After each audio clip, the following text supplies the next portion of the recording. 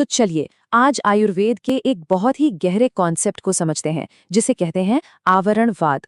ये कहानी है उस स्थिति की जब शरीर की जीवन शक्ति यानी उसका नेचुरल फ्लो कहीं अटक जाता है या रुक जाता है।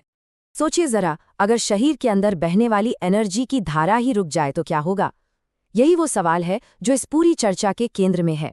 और ये कोई मामूली रुकावट नहीं है, ये एक बहुत बड़ी समस्या की शुरुआत हो सकती है। असल में ये सिर्फ एक बीमारी नहीं बल्कि एक पूरी गाथा है, एक ऐसी कहानी जिसमें शरीर की गति, उसकी ऊर्जा कहीं थम सी जाती है। तो इस पूरी समस्या को समझने के लिए सबसे पहले हमें इस कहानी के नायक यानी हीरो को समझना होगा, और वो हीरो है वात। आखिर ये वात है क्या और शरीर के लिए इतना जरूरी क्यों है?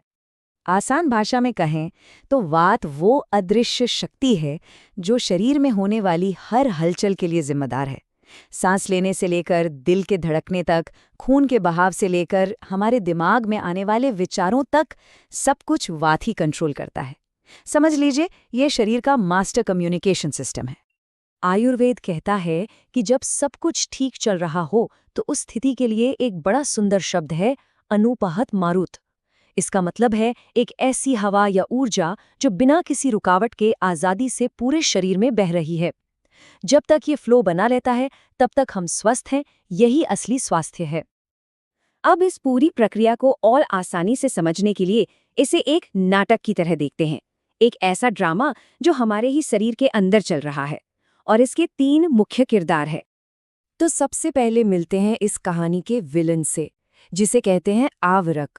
अब ये विलन कोई भी हो सकता है, कोई भी ऐसी ताकतवर चीज जो रास्ते को रोक दे, जैसे बढ़ा हुआ पित्त, जमा हुआ कफ, या कभी कभी तो शरीर के अपने टिश्यूज भी। अब विलन है तो हीरो भी होगा। यहाँ पर हीरो वो है जिसे ढक लिया गया है, जिसे रोक दिया गया है, और इस नाटक में हीरो हमेशा हमेशा वात दोषी होता है। क्यों?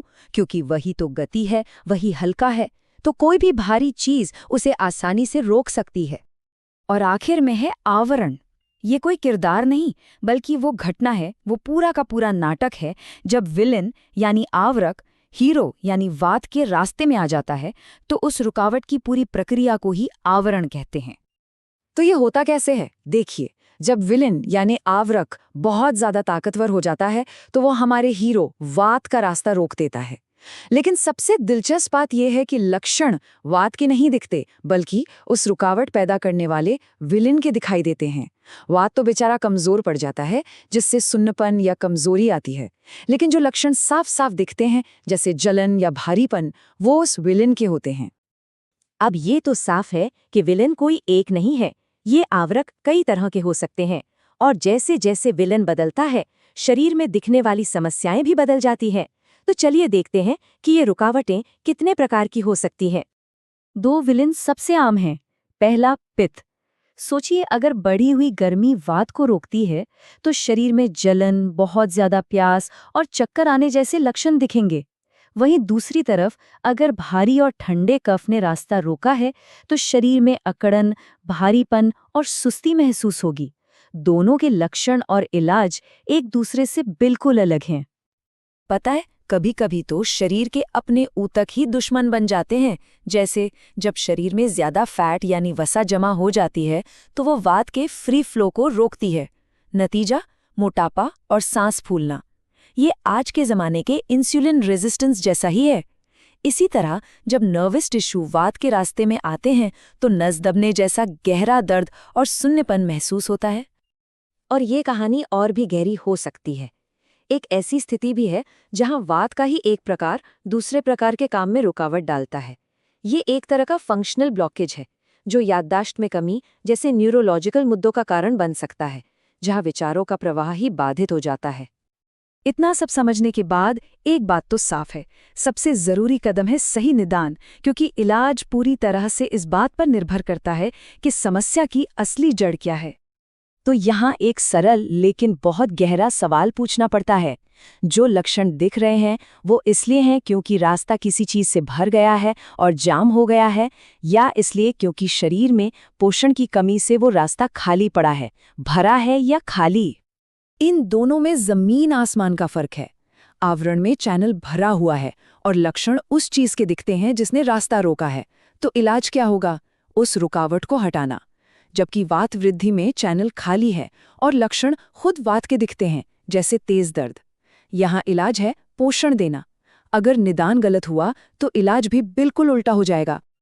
तो एक बार जब ये पक्का हो जाए कि समस्या रुकावट की ही है, तो इलाज का रास्ता बहुत तार्किक हो जाता है। चलिए आगे बढ़ते हैं और देखते हैं कि ये कैसे काम करता है।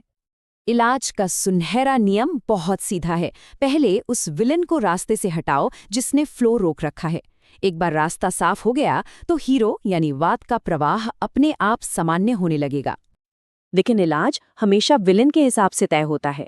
अगर पित्त ने रास्ता रोका है तो विरेचन जैसी क्रियाओं से शरीर की बढ़ी हुई गर्मी को बाहर निकाला जाता है, और अगर कफ ने रास्ता रोका है तो सूखी सिकाई और खास तरह की बस्ती से उस भारीपन को पहले घोला जाता है और फिर साफ किया जाता है।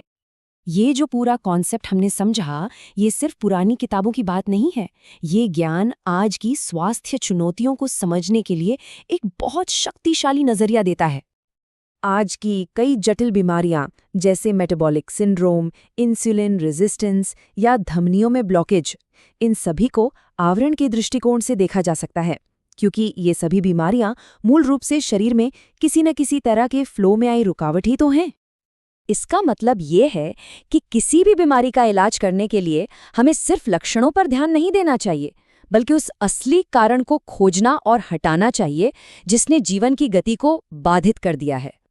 तो यहाँ एक सवाल सोचने के लिए रह जाता है, क्या हमारी बहुत सी आधुनिक और लाइलाट समझी जाने वाली बीमारियां असल में बस एक तरह की रुकावट है, एक ऐसा जाम जिसे अगर सही तरीके से खोल दिया जाए तो शायद स्वास्थ्य का रुका हुआ प्रवाह फिर से बहाल हो सकता है?